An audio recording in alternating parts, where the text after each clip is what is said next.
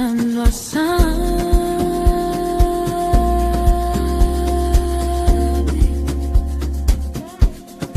for la night.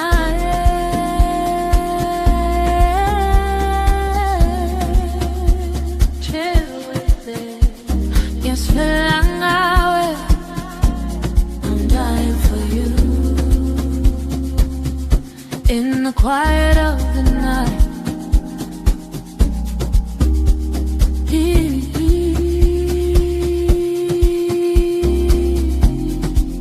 Piano keeps whispering low.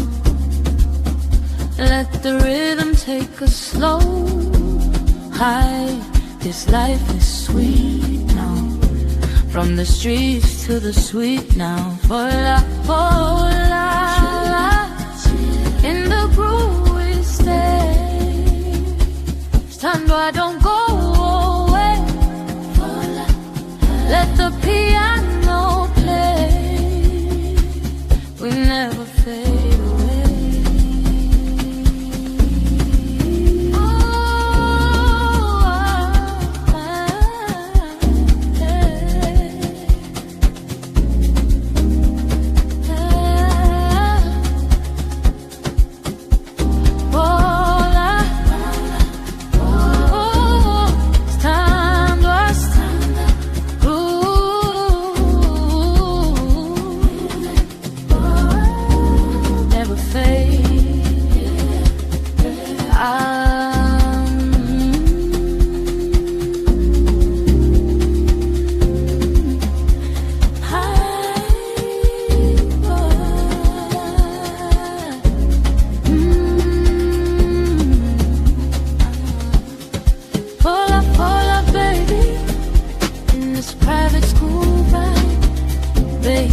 Soft and deep, we just vibe, no need to speak. Fall forever. Yo, mic check 1 2 1 2. Mic test 1 2. It is not bots, guys. It's not bots. Welcome to the Football Power Hour. Today I'm your host, Vegeta Sama. Bots is traveling again. Bots is traveling again, but he isn't traveling with the plane because when I spoke to him, the first message I gave him was don't be late, don't miss your flight. But he said he's driving, so safe journey message to Bots. I asked him if he's got the snow tires. He said he's good. He's got the seasonal tires. So you've got myself and Joe until further notice, okay? Or at least you got me. I just need to make sure that Joe will be with us for the watch along. But guys, let's get that out of the way. Formalities before you do anything, guys. Please like the video, obviously. Hit the subscribe button if you haven't. And if you're subscribed and you feel like you will love this content, you want to support it even further, super chats are open, memberships are open. I believe Bots is doing the Patrice Evra I love this game book. I don't know if it's exclusive membership content, but please just become a member. Just become a member. Guys. And I know Bots is sad because the topics we're gonna be looking at, especially the first topic, is one that I know Bots really wanted to talk about. But guys, when you have to make your money, you have to make your money. I mean, it is what it is. But we have to talk about this. Let's go straight into the fire. Straight into the fire. Shout out to Doctor. Thank you for confirming that the book club is exclusive to members. So, guys, please become a member, get a copy of the Patrice Evra book, and then join Bots and the rest of the members as they cover that book. I've watched a few videos. It seems very interesting. I'm trying to get a hold of a copy for myself. But, sometimes it's hard to get things in this part of the world. But I did see a site, I think it's either Amazon or somewhere where I can actually get the book. It's just going to take a while for it to get delivered. So, yeah. And who knows? Maybe later on, I might drop a membership or two so that people can come and enjoy the exclusive membership content. But anyway, guys, hopefully you can see my screen. Hopefully you've been listening to a lot of podcasts. You know what's going on. And I'm going to read through the article. But I would appreciate you just dropping your thoughts, your feelings about some of the news that we're gonna. I say news. Some of it is just what the streets are saying. I used to have a show called Word on the Street on my channel. So some of it is official news, like Casemiro is unfortunately going to leave Manchester United. And I say it's unfortunate because he is a player of quality, but at the same time, a part of me thinks that this is the right move because I don't know if Cass would have wanted to stay on lower wages. Man was getting paid pretty well. But also, I think a part of the growing pains of moving away from who we were, because we're such big fans of stopping the process, stopping the cycle, is that for years we used to keep renewing contracts, whether it's by 1 year, by 2 year, whatever it was. And eventually it got to a point where we were paying somebody who maybe started, losing form. I'm not saying Cass was losing form, or somebody that was injured, and then now nobody wants them. It just became a bad investment long term because when we renewed the contracts, it was always said to us that allegedly we're trying to keep the value of the player. Now, they say that, but I don't remember us selling people for good prices after renewing contracts. So there's the economic side of things, and then there's the fandom side of things. I think economically makes sense. We save money, we reinvest. Some people might say it's a bad thing to let him go because of the quality, the leadership, etc. But unfortunately, in football, I don't think there's ever a good time to say goodbye because even when you can see that a person is at the end of their tenure, they've been loyal, they only played for a club, it's still hard. It's still difficult to say goodbye to that person, especially if you've got fond or good memories of that player at your football club. So, one way or another, Man United needs to find a way to continue without Cass. That's just the reality, right? And I hope as fans we can agree on that because a day is coming, and that day, and I've been thinking about that day. A day is coming when a certain captain of ours is gonna say goodbye. That one, look, depending on who you are and how you feel about the captain, it's not. It's gonna be such a surreal day. It's gonna be weird because honestly, post Ferguson leaving us, our captain, I don't know. He's just brought hope, joy, turnarounds, moments. He's just delivered, you know. He's the one player that we invested in and he delivered.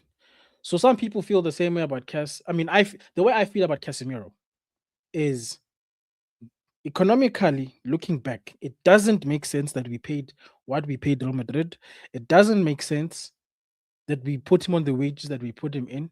But in hindsight of the struggles we went to, it was a happy mistake because we could have paid 70 and it could have been an even worse disaster. At least the man, his quality, his class, his experience, even when we were finishing 15th, it helped us, you know, it helped us. And I'm glad to have had Casemiro during this turbulence rather than not have had him. Because we know full well that at our club, the pressure is on. And not a lot of people can take on the pressure that is Man United. More so during the last, what has it been, 14 months of Ruben. I think like Ten Hag's season was bad. I think it's eighth we finished. Eighth and an FA Cup. It's eighth is not good, but we finished with the cup. The last 14 months have been terrible. So to have players like Bruno and Casemiro, for me, it could have been worse. It could have been worse, especially when we as the fans say, I don't trust the owners, I don't trust um, the board. If they had bought worse, it could really have been worse. And there is worse than Casemiro. So, yes, I get it. The economic side of things, not good business, in my opinion. I don't think we got, what was it, 70 mil, 60 mil. I don't think we got what we paid for. I don't think we got the worth of that.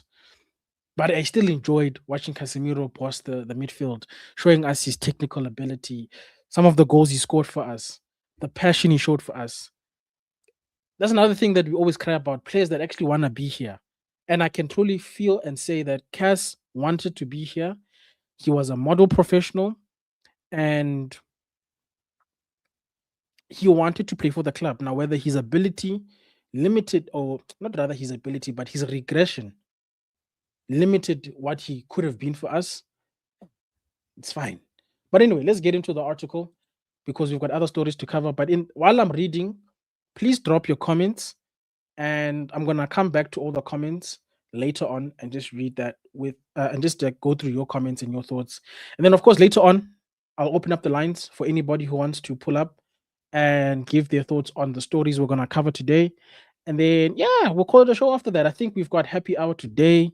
Not me. I think it's Joe who's doing the happy hour today. I just need to make sure of that. So please be sure to keep an eye for that later on. So subscribe, guys, and turn on the notification bell so you don't miss out. Stephanie says 6 likes, 13 people watching. Shout out to the 6 people. What's wrong with the other people who are not liking? Where's the other 7 likes? I see there's 15 now. Come on, guys. It's free. Click like. Yeah, just support the channel, help us to grow, and let's read. Happy Friday, by the way. I didn't say that. Eh? It's been such a stressful day. Like, my mind has been all over the place, but it's fine. Casemiro will leave Manchester United this summer upon the expiry of his contract. This thing is doing this again. Okay, let's read with this. The legendary midfielder has enjoyed 4 seasons at the club, playing 146 games and scoring 21 goals to date.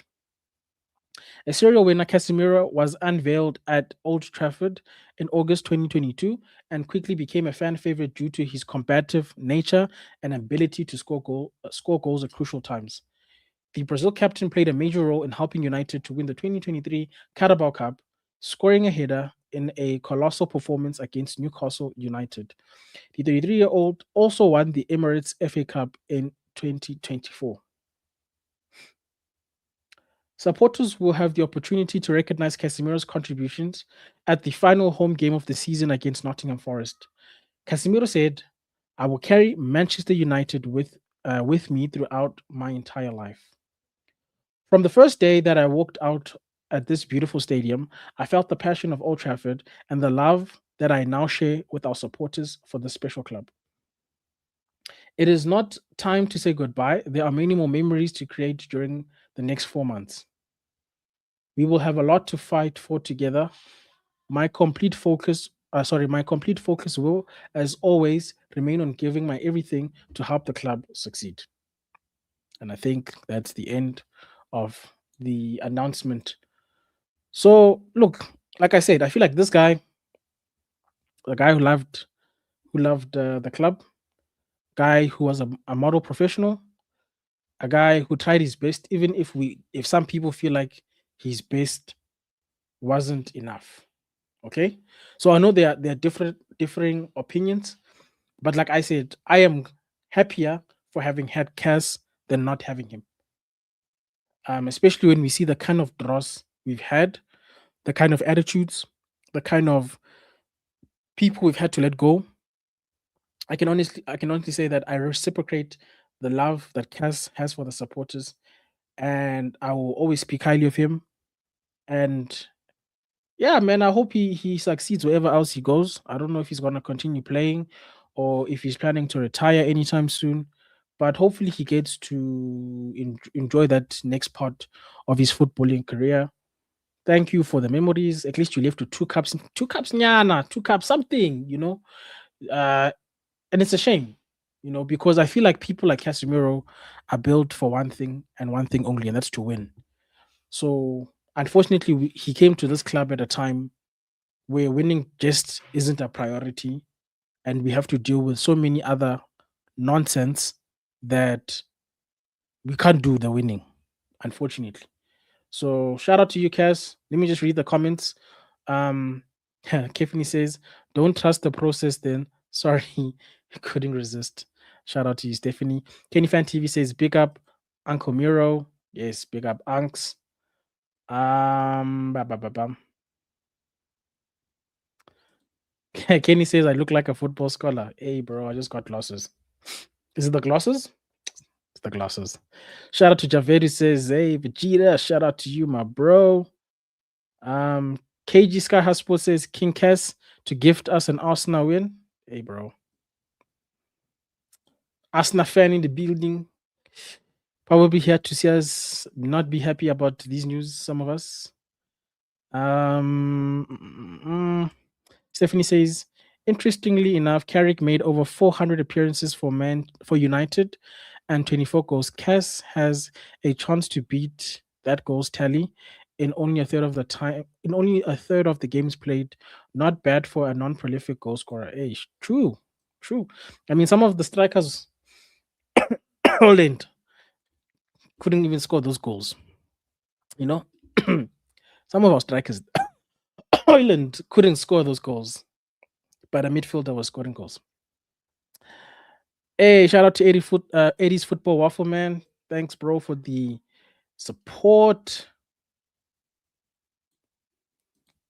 And yeah, man, you know what it is. I think Man United fans sometimes we are quick to forget, and sometimes we forget even the good things that certain people bring. I don't know if it's because the bad times are so suffocating that they don't allow any little bit of the light we have enjoyed to come through. And other people are the opposite. They just see so much of the light that there is no place to see. Yeah, but the ship is heading towards the iceberg. We kind of need to steer off that course towards another direction. But look, like I said, my personal opinion, shout out to Casemiro, bro. Got no bad thing to say about that guy. But let me pivot to another. I don't want to call it an announcement, but just something that United dropped today. Share this tab. It's not part of the original stories that I wanted to share, but if you can see up here, there's the circus. Circus. What is it? What do they call it? Cirque the Clown. I don't know. What do we call the Cirque de Trafford. I don't know. United welcome landmark moment in Old Trafford regeneration plan. Manchester United today welcomed the official launch of the Old Trafford Regeneration Mayoral Development Corporation. Sure, that's a mouthful. Or the OTRMDC. Still a mouthful.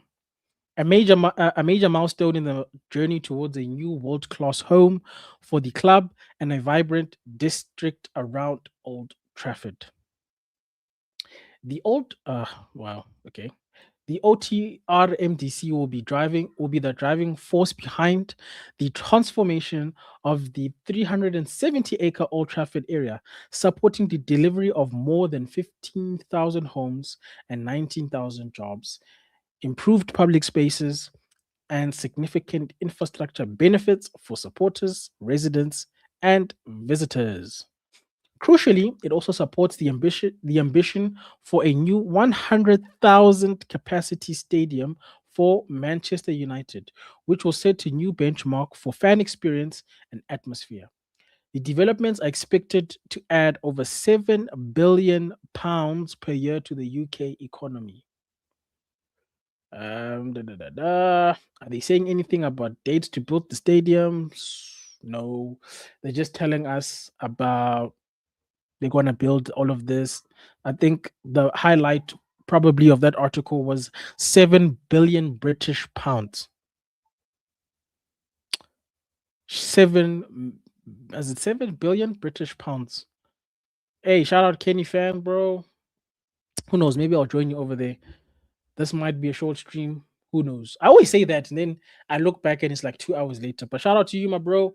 Send the greetings over to the KG Reckless Sports channel. If you're not subscribed to them, people, go over there, man. I think KG's trying to reach 60K. Support a brother. Get him there. Support bots. Let's get bots to 3,000 subscribers, guys. Please. I know I'm not bots. I know I don't sin bin the same way, but I try my best, guys. So let's support bots. But anyway, the Cirque de United Old Trafford, whatever. There's no date. It still looks like they want to build. You know, you know where I live. This looks like a tent you see when there's a wedding or a funeral. I'm not gonna lie to you. This, yeah, this thing looks like a tent. Oh, you see, this is how I know I haven't been watching. Okay, no, shout out to KG. So the next goal is actually 100,000 people. My bad, my bad, my bad. But for bots, it's definitely 3K. Let's get bots to 3K. Obviously, I feel like the real goal for Football Power Hour is 10K. Loki. We all know it's 10K. But you know, they say put one foot in front of the other.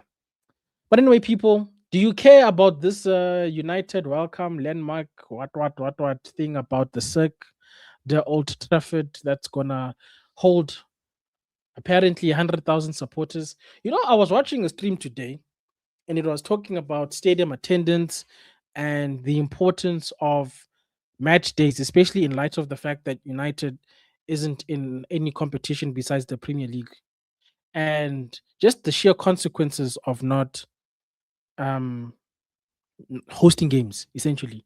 And even if they, and it's funny, even if they build this 100,000 stadium, if they keep on the path of not investing properly and we don't keep winning, we keep getting knocked out of competitions. That 7 billion, they will throw it because they're going to lose money from the sheer fact that nobody's attending games. There's no TV revenue because you're hosting no games. So the United name is only as big as our availability. So every time we play a game, there's ticket revenue, there's TV rights revenue. That's what makes us the money. That's what we need the Champions League footballs for. Obviously, there's other things like the sponsorships. I'm sure we'll be very happy if United make it back into Champions League. The TV, obviously, like I said, you need the TV money because you have to appear on TV to get TV money. And these people know that if United is in a competition, they're going to get viewership. That's why they would rather play United versus Grimsby versus another maybe top game, because a lot of the global fanship, as it stands, it might change in the future because of the trajectory we're on, but as it stands, they're gonna get viewership, and that allows United to negotiate contracts that are lucrative, that make money for us, which in a normal football club would be a good thing because we can reinvest it in the squad. But we need money anyway, so they need to get Champions League football. Um, And then a weird one, guys. A weird one that I didn't expect to see today. I actually thought, you know, when you're on Instagram and you see pranks or like AI stuff, and you're like, oh, okay, ha, ha, you got me. I'm seeing Sky Sports people in a clip. I can't play the clip for obvious reasons. I'm seeing Sky Sports people talking about Cole Palmer to, is this the right one? Let me see. No. See, this thing is broken again, but it's fine. I see this thing saying Cole Palmer to is wanting to move to Man United. I'm like, why? And I'm like, in what world does that even? I know we got Mason Mount, but I was like, in what world does that make sense? What possessed him? When did he wake up? Like I had so many questions, bro. Because like it's one thing hearing it from people on the spaces saying, oh, Cole Palmer wants to exchange Chelsea for United. He's frustrated, da da da da. Because that's what I actually saw initially. I saw other content creators making their shorts, typing, and then I saw the actual Sky Sports people talking about it and the displeasure that you would feel if you're a Chelsea fan. And then I started to think about, I'm like, one, would Man United fans actually want Cole Palmer, right? I know it sounds like a stupid question. He's a very good player, but do we want him?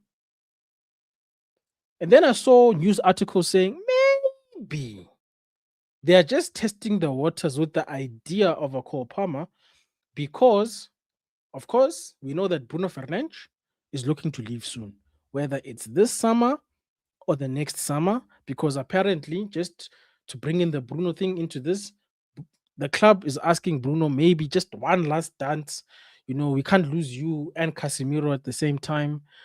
Whether Bruno says yes or no, we will see. He's got the smallest of clauses. That's why when I play FIFA, I hate those transfer clauses things, because the computer will bring some stupid club that's got money. They'll put the money, even if you say 100 mil on FIFA, it somehow that buyout clause will still be paid, bro. I hate those things. But Bruno's one is criminally low. I think it's like 50 or 60, somewhere along there. It's not befitting of Bruno Fernandes, basically. So anyway, I say all of this to say people are saying maybe they are possibly looking at this to say, okay, we replace Cass with the two center midfielders that we are looking to buy, because it has to be minimum two. Good summer means three, in my opinion, central defensive midfielders or center midfielders. And then on the other hand, we also then have to replace Bruno Fernandes. Personally, I said it will take more than one person to replace Bruno Fernandes, because you're replacing the goals, the assists, the chances created, the work rate, the leadership. There's a lot of things that are on Bruno's shoulders that you have to replace when my brother says goodbye. You have to. Whether we like it or not, we saw what life without Bruno Fernandes. And you guys must start saying that. I'm tired of this Bruno Fernandes thing. It's Bruno Fernandes. You say Bruno Fernandes. We have to replace too many things with Bruno. We saw what life was like when this guy was injured. All of a sudden, people who don't like Bruno were sad. Because life without Bruno, as things stand, there is no creativity. There's no chances created. There's nobody running around. You know that running around thing? I was like, it's not nice, because we need tactical discipline. But at the same time, when you've got flipping passengers on this team, I don't blame us having a person who will run through brick walls like Bruno does to avoid us conceding goals. And it must be frustrating for a person of the quality of Bruno Fernandes to be in this position where everything is constantly him. If there's no Bruno, is no party. And at least we can say we've added with Mbwems. Ahmad looks good, but we need more. And at the time that we need more, Bruno Fernandes might be leaving. Now, some people are happy. I don't think you'll get that 100 million anymore, though. Tell you that much. You won't get that 100 million, though.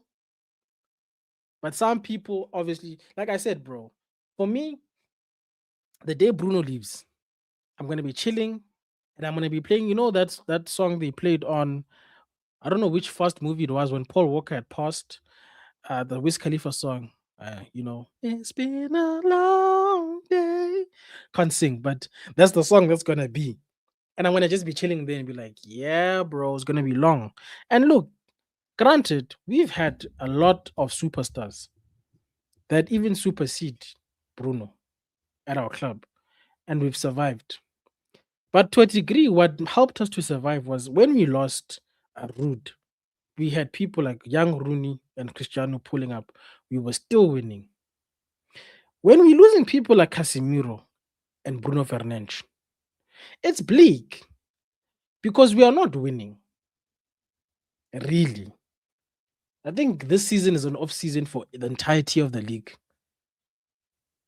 But we're not really performing. We're not comfortable. And then we have to replace the quality of those players. Yeah, I think we're going to miss Bruno Fernandes.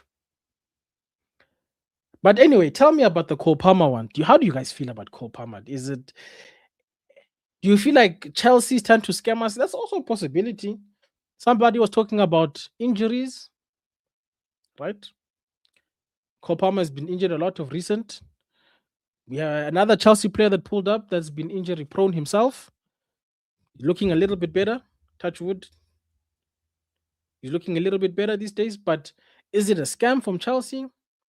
Or is Cole Palmer just genuinely tired, bro? For whatever reason, he's tired. Maybe he doesn't like the new guy at the helm. I just can't fathom. Some people were saying that he was a United fan growing up. I mean, I know he grew up in City's academy, right? He's from the City Academy. So is he from Manchester itself? Guys, I'm from South Africa. I'm not invested in the lives of these people like that. So I have to ask the locals about these things. But apparently he's from there and he grew up as a Man United fan. Now maybe it's just a him thing where he's just like, United, Chelsea, same at the moment. Might as well go play for the club I grew up supporting if things are going to be like this, which on the one hand, he ain't lying with the same. But on the other hand, damn, bro. What you saying, bro? You pulling up and what? We don't have ambition? Why are you pulling up to us just for us to be same, bro? Because we're not trying to be same with no damn Chelsea, okay? I hope not, at least. And when we are busy making all of these changes with Bruno Fernandes, or sorry, Fernandes, Casemiro, possibly trying to put groundwork in for Cole Palmer, the stadium, can we also just put a guillotine forward at Old Trafford and put the necks of Omar Barada and Wilcox, figuratively speaking? I need to clarify that for the internet. Can we put a figurative guillotine or guillotine, whatever they call, the thing that chops off your head? Yeah, that one. Because these ones have also been messing about for too long. And as Man United, if we are trying to do things differently, we need to introduce accountability, not just on the pitch, not just amongst the coaching, but it also has to be the top brass. If you want to do interviews and tell us about Project 2028, next must be put on the line. Next must be put on the line. And if the next manager is the wrong choice again, by whatever reason, whether they chose the wrong person, they didn't back them, there is a beef that results, the people who appointed him were not on the same page, but somebody won, somehow, some way, if we are forced to waste another season. Because, guys, ultimately, when Ten Hag was allowed to stay and leave mid-season, it was a waste. Ruben staying leaving mid-season, despite his performance in the previous season, it's a waste. Because Michael Carrick is coming in after the fact. After the fact of FA Cup, he's coming in. So what are we doing? We just have 4 months of Premier League left. So it's a waste. Yes, we still have to try and get the Champions League or the European spots because of the money. But from a club progression perspective, we've wasted time because of these mistakes. So if these people are going to be allowed to appoint more people, to buy more people, let their necks also be put. And if they fail, go get other people. Those can't be the only two people in world football who are capable of being CEO and technical whatever. Go find other people. The same way we say players want to come and be the next winners at United, managers want to be the guy to bring us back. I am sure there are people in the footballing world who are looking at these two idiots do what they're doing, and they also believe they could do differently. So also them, they must feel it. Say, Jim, they are wasting your money, my friend. Me, if people were spending money, my money, like this, meetings are the least of their worries. Firings are the least of their worries. Sorry. Heads would have to roll. I can't be putting in 200 millions and buying squads and then you guys say, yeah, Ruben, but he doesn't play the football we want to play. Then how did you choose him? What was the reasoning? What was the modus operandi? Why did we have a director of football that is not on the same page as you that you also had to fight? This is too much. Like, you're wasting my time and money.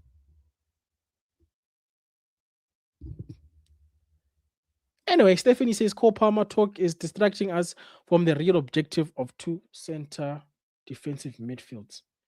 I hear it, Stephanie, but the way it's being proposed or the way it's being reported, it's being reported side by side with the streets are saying Bruno is leaving. You feel me? So it's not being, if it was next to Cass, if they were talking about, oh, Casemiro's leaving, but Cole Palmer though, I would understand.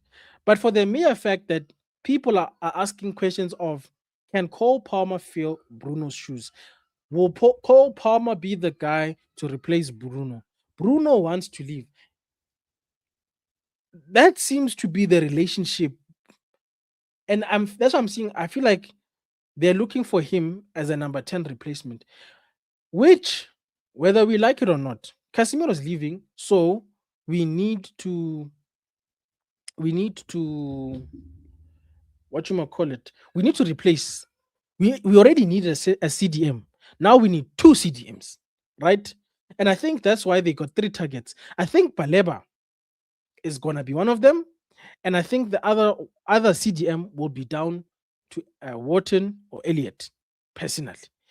Now I think a part of me thinks that they will pivot to a Cole Palmer because realistically they would still have a Mount and a Cunha who could play 10. The other position that you truly and you need to fill is the left wing. If you get like the 2 center defensive midfielders, you get Cole Palmer for argument's sake.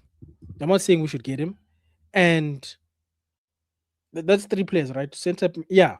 And let's say we're having a 5-player window. The other position has to be a winger, and for me, the other, if it's just 5 minimum, the final one then has to be fullback, because on either the right or left, and I'm leaning more so towards the left than the right, because I think Mazraoui will be fine.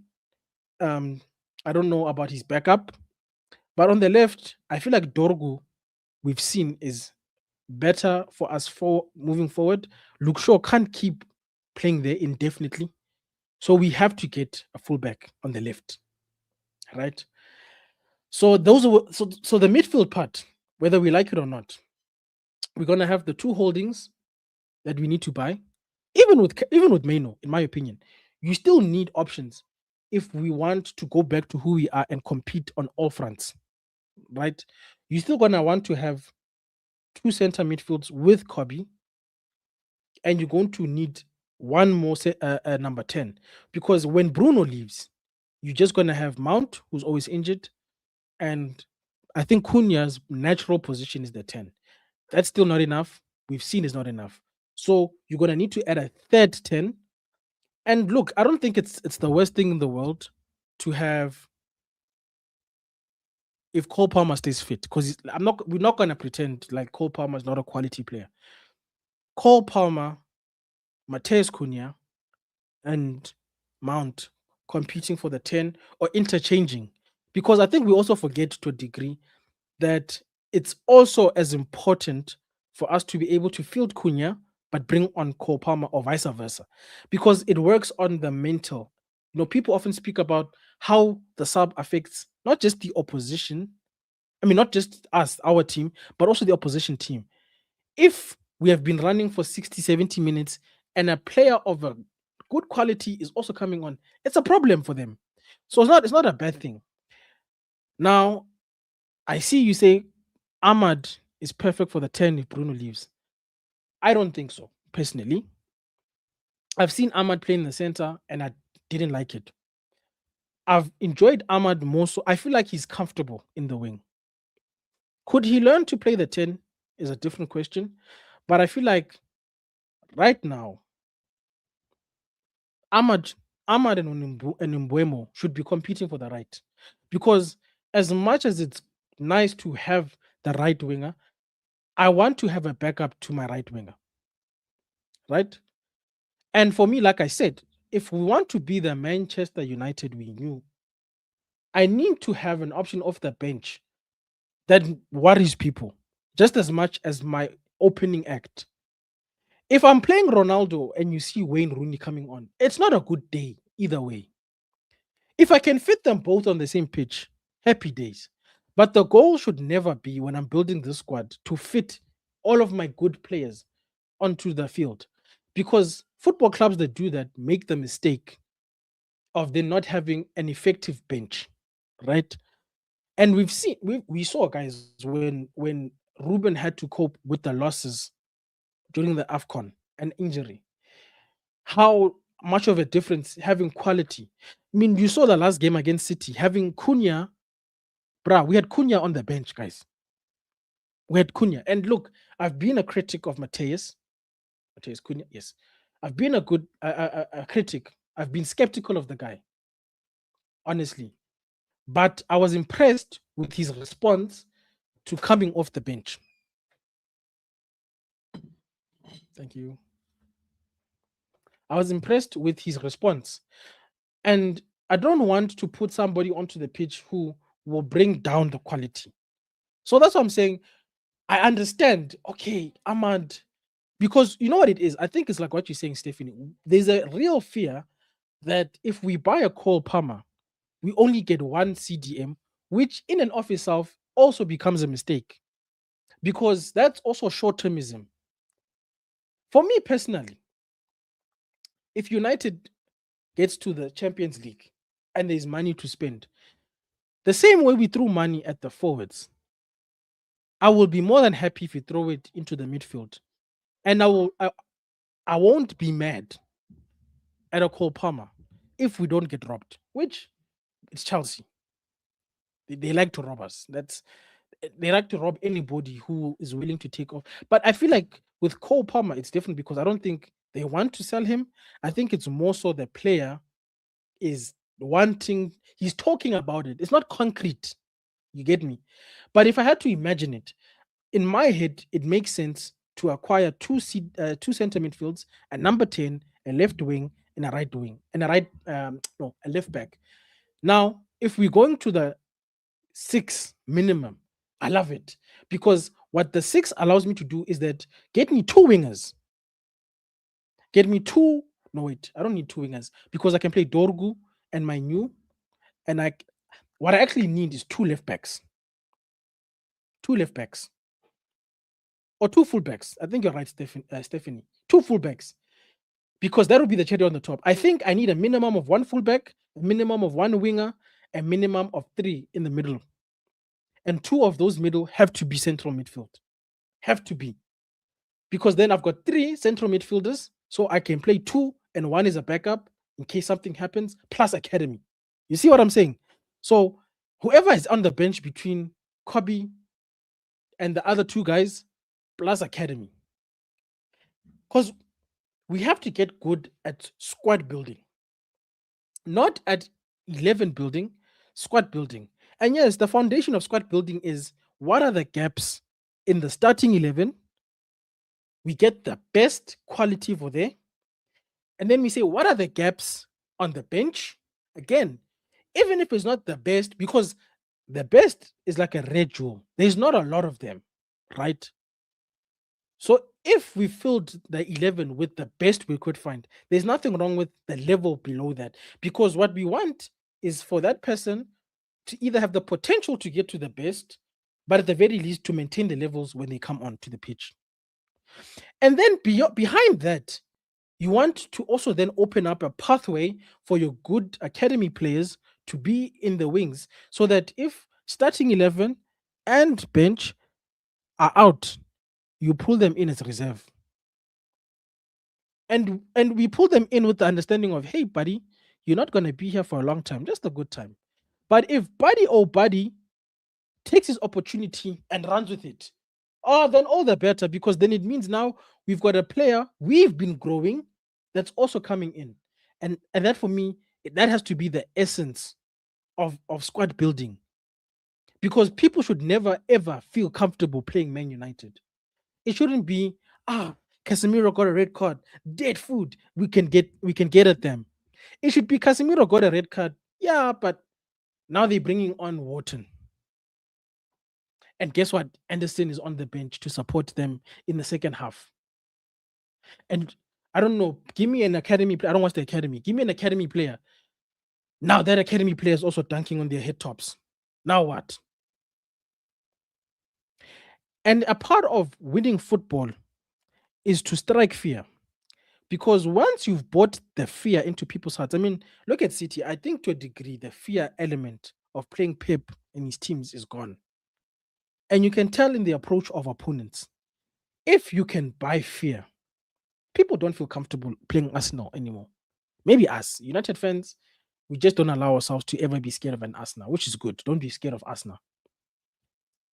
But you need, and the fear starts on paper. People must look at that squad and do this.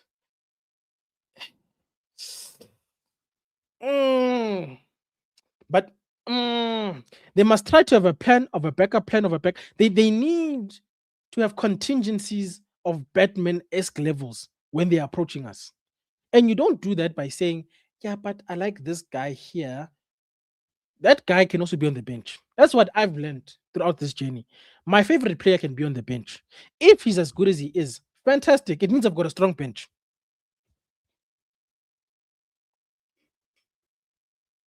And it means I can, to the best of my ability, fight in all of the competitions. Because, guys, me, I don't want to spend seasons saying, yeah, but if I win a Carabao here, FA Cup, top 4, semi-finals of Europe, it's boring. Me, I want to say, guys, I'm going to try and win Carabao. I'm going to try and win my European competition. I'm going to try and win the Premier League. I'm going to try and win the FA Cup. What the end result of that trying looks like is up to our performances. Side note, by the way, funny thing happened, right?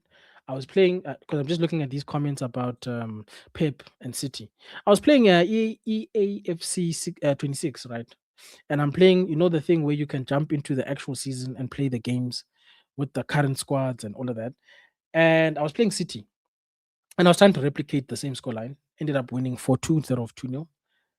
But it was funny how when I set up my team exactly the way Michael Carrick set up his team to play the virtual City, and I'm like, oh, it makes sense why we were so good. These guys were pushing up, they were leaving gaps at the back. It literally took one ball from my midfield to my attacker. In this case, it was Mbuemo. So I set up the team to be similar to what Carrick was doing. And it was interesting to see it in a virtual environment playing out almost verbatim. Because usually when I play City on FIFA at a high level, like when you're playing like world class or whatever, brother, that football style, it's difficult. But when they were playing this new football style of theirs, they were playing like their counterparts in real life. And I couldn't believe it. And I'm hoping that Carrick has studied Arsenal, because right now Arsenal feels invincible. And the one thing I like about success is that it can be a double-edged sword. Success can breed confidence, but it also leaves room for complacency. You can feel immortal, untouchable, inevitable until you bleed. Now, I'm not saying we'll be the club to do it, but I'm not also saying we're not going to be the club to do it. But we will test the immortality of that Arsenal team because they're unbeaten at the Emirates, at the Emirates, right? We're going to test that immortality. And I'm hoping that they're going to carry a little bit of the complacency with them. Take us for granted. The same way the fan base is taking our fan base for granted, let Arteta and the players take us for granted at their own peril. Carrick, don't give us a, what do they call them? One-hit wonder. Give us a follow-up that is worthy of that. Don't be those people who create a good first movie and the sequel just messes up the first movie. Give us a follow-up. Give us a Lord of the Rings, man. You know what I'm saying? Give us a Lord of the Rings, bro. Give us a Lord of the Rings performance. Study your enemy. And to a degree, guys, this is where the art of war was right. Sometimes you need to let your enemy defeat themselves. You don't even have to do anything. Don't disturb the enemy. So if they already feel like they've won, let them come with that complacency. Our job, success happens when opportunity presents itself and you happen to be prepared. When the preparedness and the opportunity meets itself, that is the crossroads that success finds itself on. So Man United control what you can. Carrick and team control what you can. Choose the players that you need to choose. Structure your bench the way you need to. Study the opponent. That's the one thing that one game a week should have been buying us. Outside of implementing tactics, one game a week should allow you to study the enemy, to spy on the enemy, to to acquaint yourselves with their strengths, but to also know how to exploit their weaknesses. Because I guarantee you, that team is full of weaknesses. They just haven't met a lot of teams that have exploited them. So, Arsenal, I dare you, just underestimate us. You will see.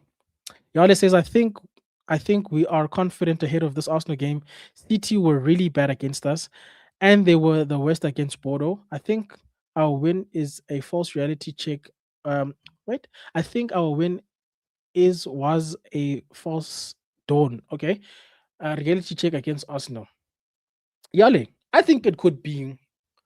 I think it could be on either side, right? We could be complacent in the sense that if we feel like we've arrived just because of one performance against City, and let's not take away from anything. That was a performance from minute 1 to minute 90. We haven't seen that. So those guys deserve to be a little bit confident going into this game. Because if United goes into this game scared, we're going to lose. Yale.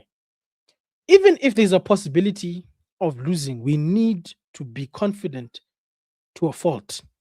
We need to believe that there is an opportunity to win against these guys.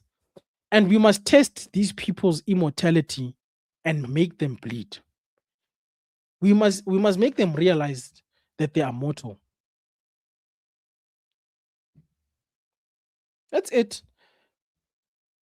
Every game of football is you've got a third of an opportunity to win, a third of an opportunity to draw, and a third of an opportunity to lose. But you have to go there with the ambition to win. And sometimes you don't have to play into their hands. You know me, I feel like Arsenal is another team where we can afford to let them have the ball, just like City. And then we know when and how to press them, and we strike. We strike like a serpent that's hiding in the grass, and we bite. And we make sure that the bite is lethal. You don't go for the boot where the fangs can't impact. You go for the skin and you inject your poison. And when the iron is still hot, because the one thing we know about our football club, guys, let's be honest, with the kind of people we have, we're going to create chances. We're going to concede chances, but we are definitely going to create a whole lot of chances. I need Sheshko, if he's playing, to stop heading the ball at the goalkeeper, to stop kicking the ball at the goalkeeper. Look for any other target within the posts but the goalkeeper. But I think, guys, even if reality check, yes, Arsenal are the best team in the land. They've just beaten Inter Milan. That's the reality. I think and I know that Arsenal fans, in the heart of hearts, also know that there's a small possibility that this United team could beat them or at the very least get a draw. Because when it comes to rivalries, and these teams know us, we might be bad, we might be terrible, but so is the rivalry and hate for these teams. We will show up. The problem has never been our opposition in terms of our rivals, it has been the rest of the competition that isn't our rivals.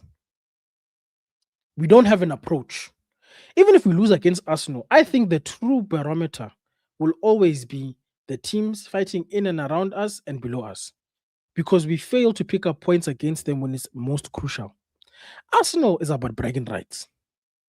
It's a rivalry. It's an all or nothing game. It might as well be a cup final. And that's the difference in the intensity, in the mindset of these type of games.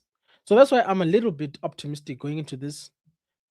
The City one, I was cautiously optimistic, cautious. And that's just because we've got 4 months, and I'm going to dedicate that 4 months to just trying to be a fan. I'll criticize where I need to, but I'll move on quickly after that because there's nothing else, guys. It's finished. We are watching everybody else from the sidelines, and we need top four. And the barrier to top four means we have to beat these guys. We have to beat Liverpool when they come to Old Trafford. We have to. We have to. And it ain't over until the final whistle is blown. Pause. And then I want to end on this one. Apparently, Kobbie Mainoo is once again discussing a new deal. Now we knew that the deal had stalled, had paused on Kobbie's side at some point. He wasn't looking to renew his deal. He wasn't. Him and the club were not finding each other. The Ruben situation, I think, made things worse. But it seems like the boy's intention was never to leave for good. And I feel like now that he believes there's an opportunity and a chance to play games, he's more than willing to talk about it. The question we need to end on with Kobbie, because I don't think most of us have a problem with him staying long term. It's how much before we say, even for Kobbie, we walk away. How much are we willing to allow him to be paid? Because again, we're trying to change the sins of the past, right? Kobbie's a young player. There's still other contracts to earn. Unless we're going to put him on a Chelsea death row contract, how much is enough or too much before we say, even for Kobbie Mainoo? That's the line. We draw. We walk away. Right? He's currently on 20K a week. I think if you quadruple that or 5 times that, I think that's a solid deal. I think the kid has made enough of an impact in the short time he's been here that's a solid deal. That's just my opinion. You can add an extra 20 in terms of bonuses, in terms of Champions League, goals, assists, however you measure a player in his part of the field. Beyond that, I just feel like we are doing too much. There's still a lot for him to aspire to play for. Even when he's trying to move, let's say he does well in the next 4 years for Man United and he sets his sight on becoming a Galactico at like Madrid. He needs to leave himself room for those people to be willing to pay wages. Because we've seen Barcelona struggling with monies. Clubs like Bayern are not just throwing money willy-nilly around. Not everybody is Man United. And even Man United is not Man United anymore. We are reforming. So it's good to hear that he's negotiating. I hope he's getting good advice. I hope he's negotiating in good faith. I hope the club is negotiating in good faith. I hope the manager they bring in beyond Carrick won't make Kobbie regret coming back to the table, because it's his career and it's a very short career. Football, like I know us as fans, we wear our hearts on our sleeves, but football is short. Time moves. Today you're 20, tomorrow you're 30, and we need to get rid of you. So he needs to make the right decision for himself, for this football club. And the club also needs to act accordingly in the best interest of the club, but also to meet the player halfway. That's my opinion on the Kobbie thing. Get it sorted immediately. Get it sorted. We don't need a Kobbie Mainoo salary story in the summer. In the summer, in fact, Ineos should be talking to the players now, because as soon as that window opens, we just need to hear medicals are happening or deals are about to happen. Here we go soon. Whatever phrase you want to use. We don't need sagas. We see the problems. We've got one game a week. There's nothing happening in the middle of the week. Get scouting. Go talk to who you need to talk to. Go find the money where you need to find the money. And let's pay the money, bro. And to some people, they'll say, hey, bro, you got a lot of faith, got a lot of hope. And to that, I say, I'm just a fan, I'm an observer, and I will react according to the results I see this club produce. Because I'm going nowhere. I'm supporting no one. You know, in the Wolf of Wall Street, where Leonardo DiCaprio's character is like, am I going? Am I going? I'm not going anywhere. Win, lose, or draw. Man United. Till I get buried in the ground. Man United. Doesn't matter. If they liquidate the club, Man United. I'm just watching football at that point. But anyway, guys, there we go. 1 hour. We've done it. I'm sorry for the calls, guys. I need to eat some dinner and spend some time with my family. It's going to be a busy weekend. We'll see you for the game on, is it Sunday? Hey, also me, I get my days mixed up. Hang on. My dates. Manchester United. Manchester. Of course, Super Sunday settings. So I'll see you guys for Super Sunday, Man United versus Arsenal. If you're watching after the fact, drop your predictions for the game in the comment section. The guys in the live, you can drop it now, you can drop it after. Please remember to like on your way out if you haven't. Don't forget, please go check if you subscribed. Maybe you were sorting out your bank account stuff with Google. You can now become a member. Do it. I know you want to. Just do it. I don't think it costs, how much is it? Doesn't cost more than a coffee, I swear. Become a member. Do it. Go get yourself a copy of Patrice Evra's I Love This Game and join us for the exclusive membership content. I hope we'll be back for the happy hour. If not, people, it's been lovely. It's been me, your host for today, maybe for the foreseeable until Bots is back from, I think he's in Philadelphia. Yeah, I think he's in Philly. So I'll see you guys in the next one. And look out for some content on my channel and my second channel. I've actually got a second channel called Vegeta Reacts. And I'm looking to do some experimental stuff. But we will see. We will see. Maybe you know what? In hindsight, I might have to do it on TikTok because of copyrights. Yeah. But we'll see. Peace out, people. Have a good Friday. Happy Friday. Friday. We out of here. Bye.